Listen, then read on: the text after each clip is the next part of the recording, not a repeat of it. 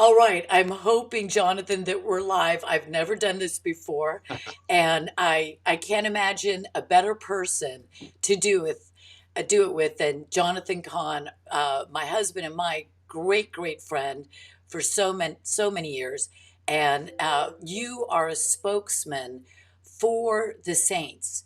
And I'm not saying you're taking that on yourself, but you have so much to say, Jonathan. And this is a time that we need to reach out to the saints, oh my gosh, I'm sorry. I just had something. I Well, you saw what It's just happened. Okay, so that was a good. fine. This was a test, everybody. This was a test. Okay, so there's nobody who could better speak to this, in my opinion, than Jonathan Cahn.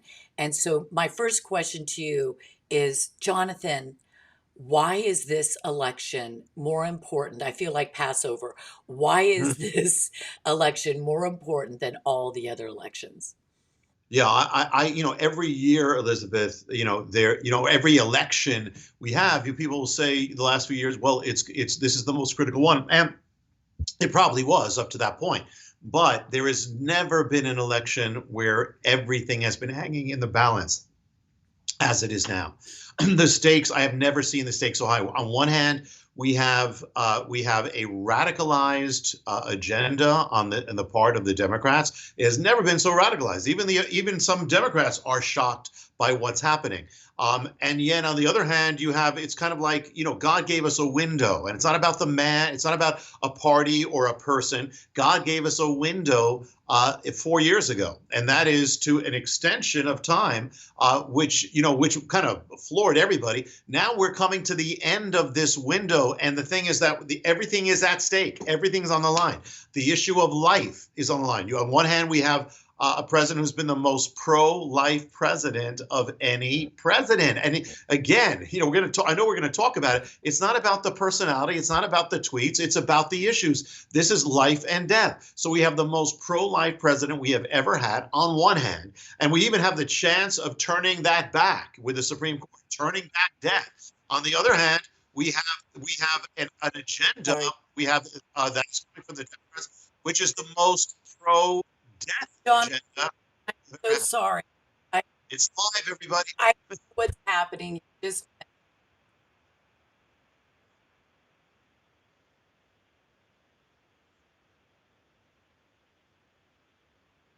I can't. It's unbelievable. So fair. Okay, um, Jonathan, I think I may have to close this down. Start again. Just a minute. I'm sorry. Can you hear me?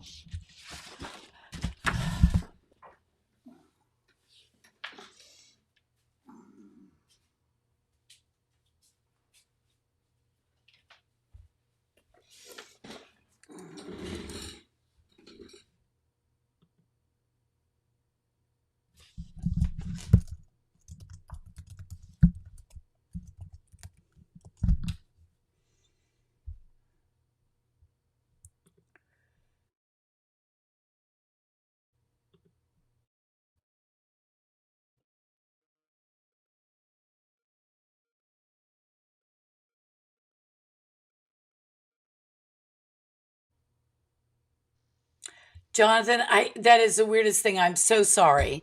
It's okay. Okay, go ahead. All right. I don't see you now, but I see me very big. So, Okay. uh, okay. And everybody, listen, this is live, so that's what makes it exciting, right? Yeah, I'm Uh, uh, thrilled. I'm you absolutely We're saying thrilled. why this is so important. On one hand, you have the most pro-life president, so they got life there, and you have the chance of even turning back death of the unborn. And then on the other hand, you have the most pro-abortion party stand platform we have ever had, the most radical one. For the first time from the beginning, for the first time since abortion was legal in the 1970s, you have a threat. The Democratic Party has pledged to strike down the Hyde Amendment, which means that all of us will be paying for abortion directly. We'll be paying for the killing of unborn children. That's just one issue. You've got the issue of religious liberty. You have a very strong president on that, and yet you have the most radical agenda that can lead to the persecution of the church. There's so many things, I know we'll talk about it, but also I believe we are standing on the precipice. America has been given this grace period where we have, where judgment could have come much earlier, but we've had this grace period, and we are now in the danger of seeing that grace period come to an end, which means not only a fall of a nation but also judgment. So this is the most polarized, radical election we have ever had, and the stakes are higher. Look at this year that's happened. The stakes are higher than they have ever been before, and that's why we all have to vote and we have to pray. What I think is so ironic to me is, well, what I came to understand over the past few months is that there are actually Christian pastors who I think would normally have been considered, not left wing or leftist or liberal, what have you, certainly not fascist, Marxist, socialist, advocating that we either vote for Biden, Mm. and there are pro-life voters for Biden, right? Or saying we shouldn't vote at all. And that just, it blows my mind, because it seems to me that it's Christian moral relativism. It also seems to me that this may be a strong delusion. Mm. Well, yeah. This is an issue, and I think it's good that you bring it up, because I understand why there may be believers out there who say I'm concerned about this because Donald Trump says these words, he says this, his behavior, and all that. I understand all that, but here's the ultimate thing. I'll put it this way. Elizabeth. If my house was on fire and I have children in my house, and I call the fire department, there's two different fire heads, and one is one, it seems like a pretty nice guy, and but he says, you know what, I'm for the fire. I'm not going to intervene because I actually approve the fire, and if it kills your children, that's okay. And then you have another one who's maybe kind of rough and tweets and does these things, and yet all the, and he says, but you know what, no matter what, I'm going to save that. I'm going to save your children. I'm going to save that house from fire. Even though he comes in, he might kind of break a few things, but he's going to save your house. So the ultimate issue isn't the personality. It isn't whether you like someone or not. It isn't whether even how they do in their own home. That may have a part, but that's not the ultimate thing. The ultimate thing is, what are they going to do that's going to affect your life, the life of your children, the life of the nation? What are the policies? I don't know if Constantine, the emperor, who was part of the Christianization of the Roman Empire, if he was a Christian or not. I don't know that, but nevertheless, I know what he did. And so the thing is that the ultimate issue is what is going to affect America more than anything else. The killing of 60 million children is bigger than all these other issues. I've seen people, pastors, equating Donald Trump's tweets and boastful pride, as they put it, to the killing of babies. 60. I wonder how many tweets is equal to the life of a baby. Yeah. I don't understand this at all. And I also wonder this, if, going on your analogy, if I were literally going to be my life saved, if I were drowning, would I stop to say, are you a Sermon on the Mount kind of a guy? Do you turn the other cheek? I want to make sure before I allow you to save me and my children who are drowning next to me, that you are right with where I believe you should be in your sanctification. And that's another thing. I wonder, are these pastors actually saying that a lot of people think that Donald Trump is a newbie Christian, a very young Christian? Are they going to say, well, your sanctification isn't at the proper level yet, so we'll go with socialism, Marxism, fascism. We'll go with killing of babies. We'll go with all of that because you're not in the right place in your sanctification. Yeah, Does that yeah. make any sense? Imagine if we were living in the days of ancient Israel. I mean, those who know the Harbinger and the Harbinger 2 and the other things I've written know that we are paralleling this. And imagine if we were living back then, and you have a king, let's say, who was for Baal worship and offering up children on the altars of Baal, and you have another one who might be kind of, again, kind of rough, but he's there, but he's about saving the babies. Well, are you going to debate? Well, you know what? Maybe we should go with the Baal worshiping king who's going to kill the babies, but because he's a nicer guy. No, that's not the only, and speaking of which, God used Jehu, which is one of the types, the prototypes that Donald Trump is following.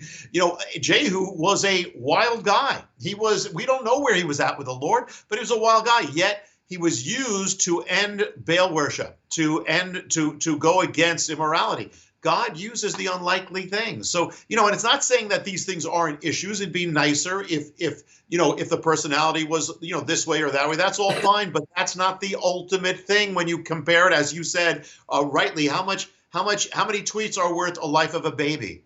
That's right. And Jonathan, I also I guess we could keep going with our analogies and our metaphors, but I think of it as if I were living in Israel in the ancient world, and I was allowed to vote, and that's the difference between, Jesus didn't tell anybody to vote because there was no vote. Voting. Okay. So that's not a good analogy. That's not a good example. Where do we see voting in the scriptures? Baloney.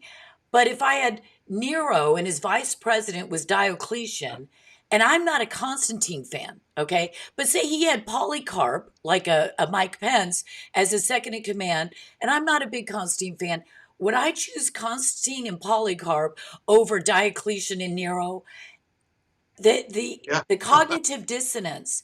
But see, I'm worried that these men, because they're mostly men, are influencing the Christian voter. And this is really, I never would have dreamed. You do notice my 25-foot flag behind me. I never dreamed I was going to be doing this kind of video in my life. But what I realize is if Christians are being misled by men who are I'm going to say it, acting as false prophets, then we need to have a voice, and we need to say we are getting out the vote. That's what this is about. And yeah, so is this get out the vote for Jonathan Cahn too? Well, yeah, and it's funny. Every single thing we've said, you said the example of if we were in Rome and you had a choice, if we were in the days of Elijah with Jezebel and Jehu and all, and we had a choice, or we were in a burning house. Everything is pointing to this thing, and so forget about the people, forget about the issues. It's about this, and because if we don't do something to stop something, if we know what's right, like for instance, we're using now we've only really speaking of one issue right now, but there are many issues, but this is certainly a key one. If we know that it is wrong for an unborn child to be murdered, and we could do something about it, but we don't do anything about it, then we are going to be held accountable. Because the Lord says, if you see something coming and danger coming and you don't warn or you don't do something to stop it, I will hold you accountable, he says to the watchmen, and their blood will be upon your head. So voting is a very easy thing that we can do. It's not a big deal to do it. That's the littlest thing we can do. I mean, and so if we could do that, and that one vote, or a few votes, whatever it is, could actually mean that one baby is saved, then that will mean everything. And if we didn't do it when we could have done it, didn't cost us much at all, we couldn't save a life, we'll be accountable. That's right. And I see it also, Jonathan, this way that Christians need to process this. We are in a democratic constitutional republic, the sovereign, and we choose our agent, like our viceroy. If we were king and chose a rabidly pro-abortion socialist president or representative, he is acting in our stead, in our name. And so we are the sovereign, not obviously like in the kingdom to come. We are the sovereign in this earthly realm in America. And so we have to behave as if whoever we put in power is actually doing our bidding. Yeah.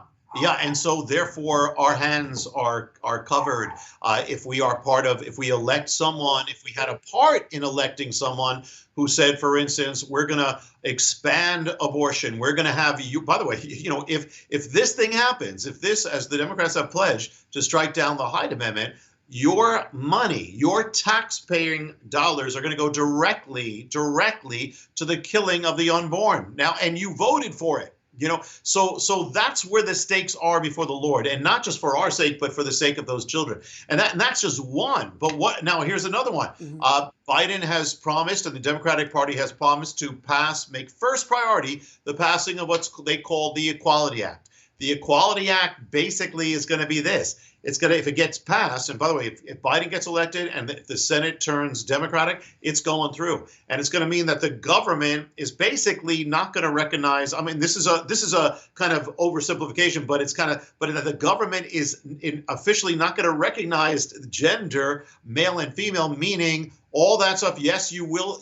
Once this goes through, forget about Christian bakers, forget about Christian florists, forget about Christian photographers. That's all going to be wiped out. It's also there will be men, boys in girls' room and in girls' sports. That'll be over. All sorts of things, and it may come down to telling ministries, you must hire those who are living blatantly against God for your ministry, which could mean the destruction of ministry. That's how big this is, and that's what's on the agenda. We're not making it up. This is what Joe Biden has promised to do. So this is just another idea showing you how high these stakes are. It will affect everyone. I think the voters are pretty smart. So when I say I don't think people understand, I really don't mean that.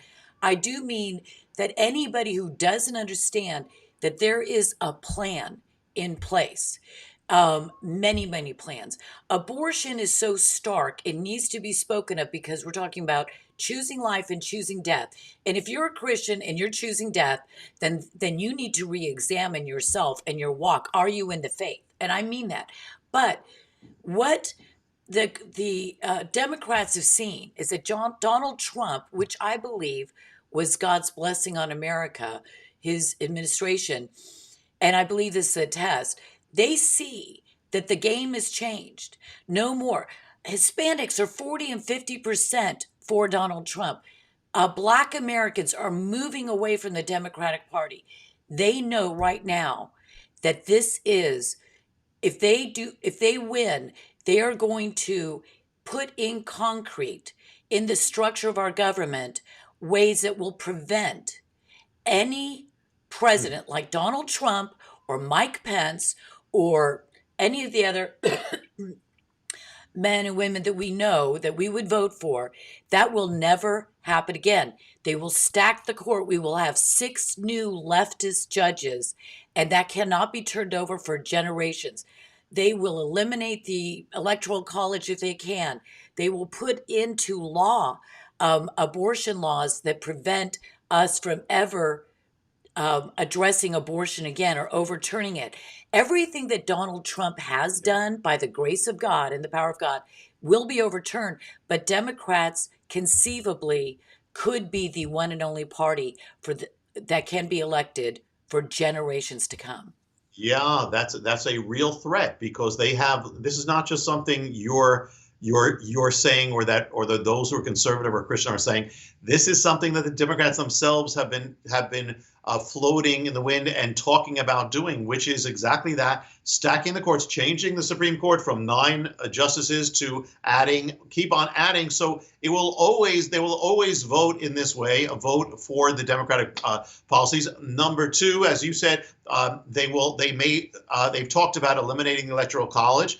Number 3, they have spoken about eliminating the filibuster, which means they can more easily do whatever they want. And number 4, they have also they've spoken of the electoral. Actually, I went blank on number 4, but it's big. You may know it, Elizabeth. Do you know it? It just went blank for a second. Well, there's 4, 5, 6, 10, and 20. When AOC, if you look at the men and women that he is going to have running his administration, and you compare it to the godly men and women that Donald Trump has surrounded himself with, and it's not 100%, of course, because it's so easy to be deceived, but AOC in charge of the Green New Deal. And a lot of Christians, I think, sometimes don't understand that taxes are a social and moral issue.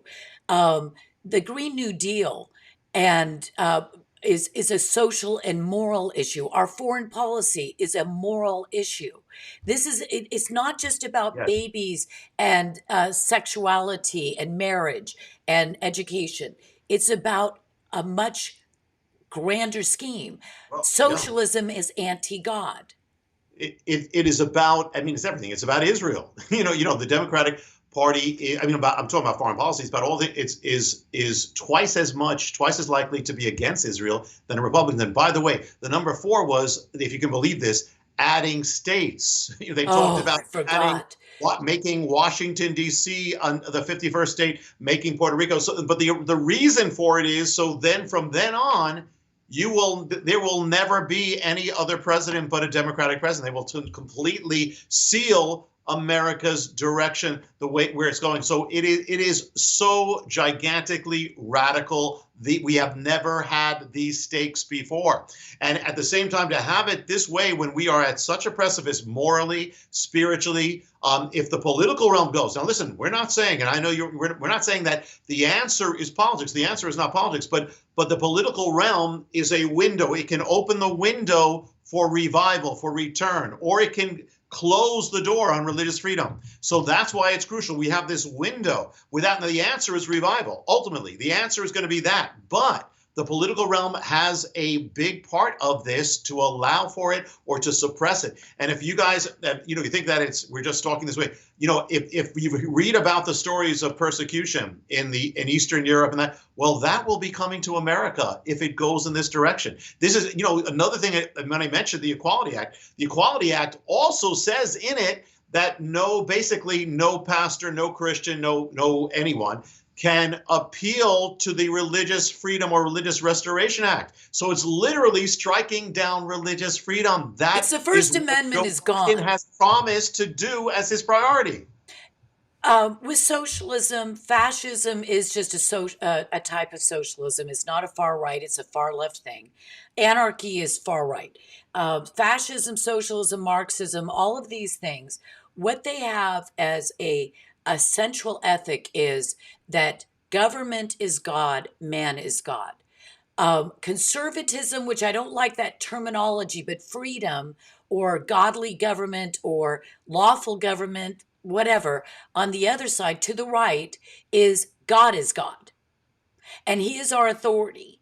And our laws and everything that we choose and we reject must be based upon His word, His judgment and Yeah. his standards. So what are we choosing here? We know that Biden, Harris, AOC, Schumer, Pelosi, they are absolutely in the camp of either socialism or fascism or Marxism. It's a rejection of God. Yeah, and listen, it's not an accident that there was a presidential convention a little while back where when the name God came up, the name was booed across the convention. And that was the Democratic Party. It didn't used to be like this. Well, by the way, Elizabeth, it didn't used to be that the Democrats were this way, but it's gone this way for now. And our trust is not in a party, but our trust are in issues. And right now, the issues are could not be more stark. Don't say if you say that, hey, well, I'm not going to vote or I'm not going to have a part in this. Well, don't say it's because you couldn't tell, because these are gigantic. It's saying I don't want to do it. But that's why we have That's a this good point. responsibility. And There you is guys, no hiding. I'm sorry to interrupt you, okay. but you just made such a good point. You will not stand before the judgment seat of God on that great day and be able to say, I could not tell. I could not. It's like, say, Eve and Adam, after they ate that fruit, she told me to do it. He told me to do it. It didn't work.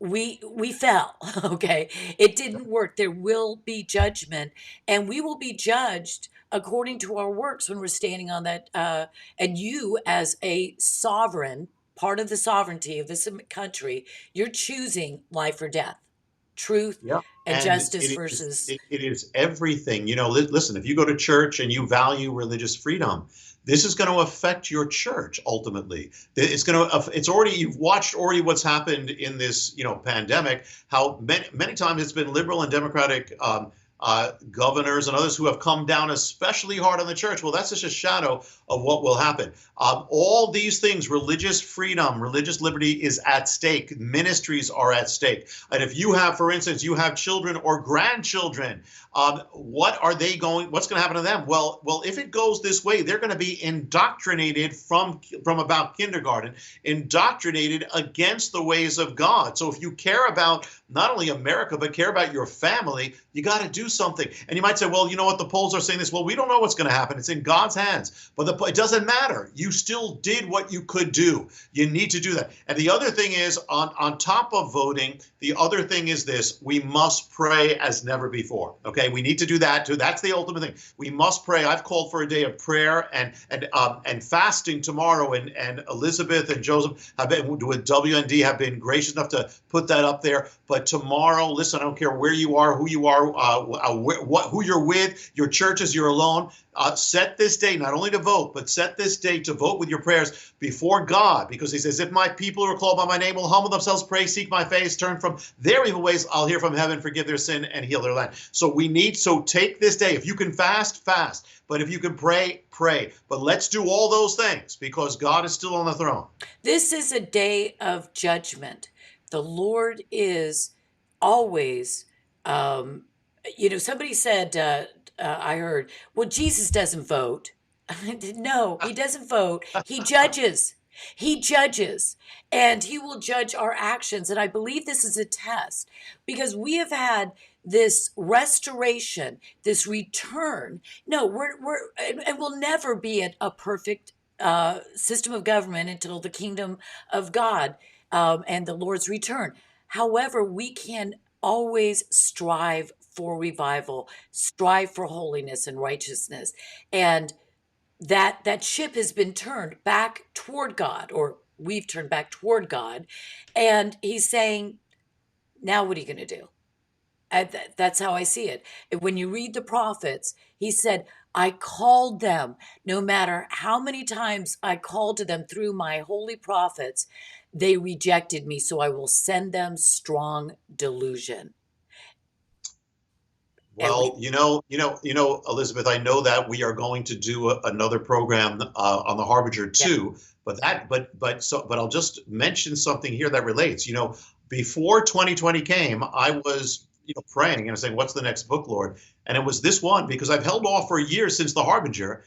To where I knew I had to do another one, but I didn't know when it was going to be. But it was to be for this year, 2020, and at the beginning of 2020, I shared publicly that I believe this was going to be a year of great shaking, of dark events. So this is before the virus came. Then I started writing the book, and the virus came. That it was going to be the resuming of what was revealed in the Harbinger, which is the template of national judgment. Begins with 9/11, and this is where we're going. Well, I believe it was going to resume, and it has. I mean, we haven't had the greatest year of shaking in our lifetime, and now we're coming to the decision, the valley of decision right now. And so I believe if you want to say it's important, it's important squared. I mean, you got to multiply all these things. We've never had an election like this. We've never had the issue so stark like this. We've never had the stakes so high or the danger so high. And we have, at the same moment, we're at this incredible moment in this template of judgment.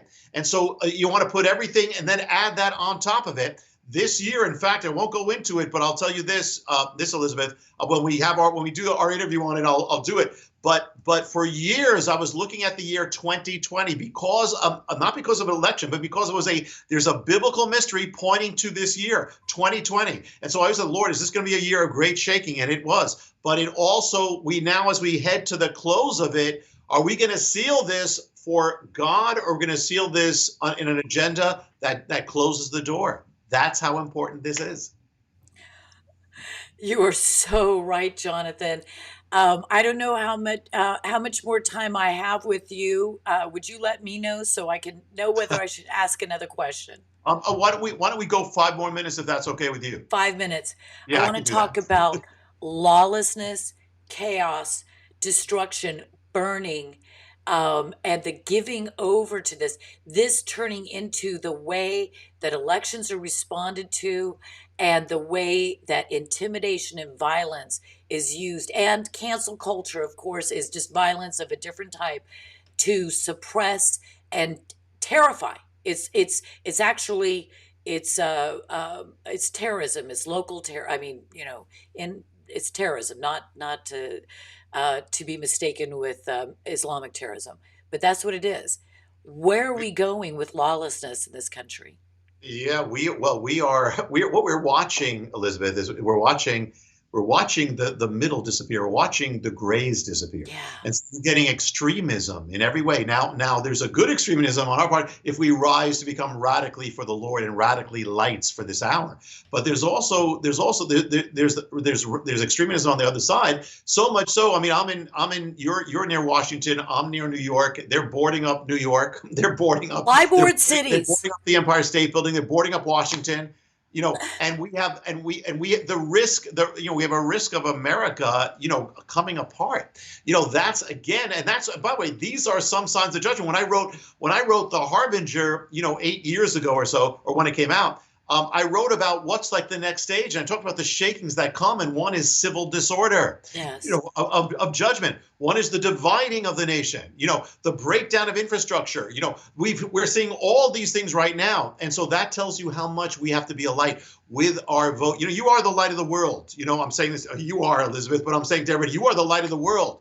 And so Right. you're the light of America. It could never have gotten this dark if the church had been what it was supposed to be, but now we are called to be lights in the dark. So the point is this: if you don't shine your light, that means you are to influence the world. You're not supposed to be living on the defense. You're not supposed to be living in fear. Influence the world. You are to be a light. And one of the realms is the political realm. Another realm, there are all sorts of realms, but you got to use every one of them. And then ultimately, again, let us all come before our God, the Almighty, before the Lord, and seek His will. Listen, He can do it however He wants, and He can do it, Father. He can do it with no matter what happens tomorrow. We're going to pray for victory for God's purposes. No matter what happens, God can bring revival one way or the other. But we have to be lights, and you got to do your thing. You must be the watchman who did what he was supposed to do, what she was supposed to do when he or she saw the danger coming. That hour is now.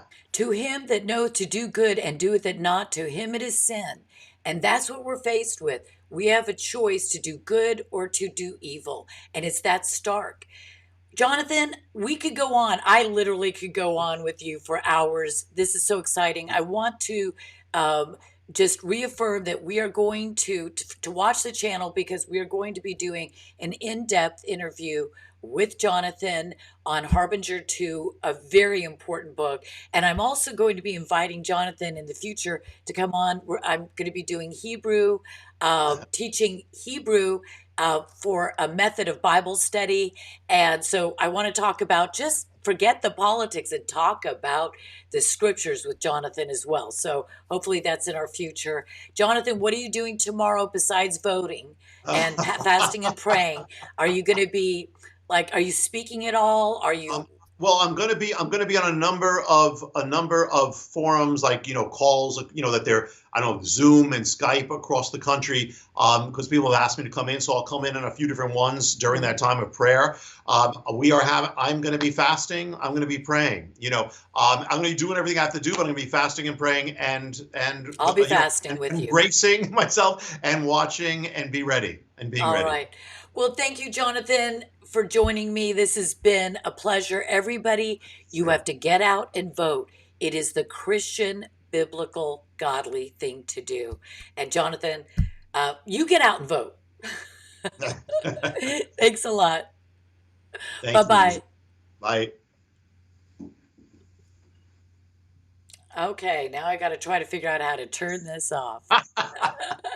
I didn't even see your face once. I saw You myself. didn't? Oh my No, no, gosh. no. Well, The first time I saw your face and I saw a little thing of me. This time the whole thing is me. That's why I kind of keep backing away. I said I don't want to be that close. no, But yeah, you're but fine. it was great. It was filled. We were filled. It was, listen. It was filled with passion, and that's what it's about.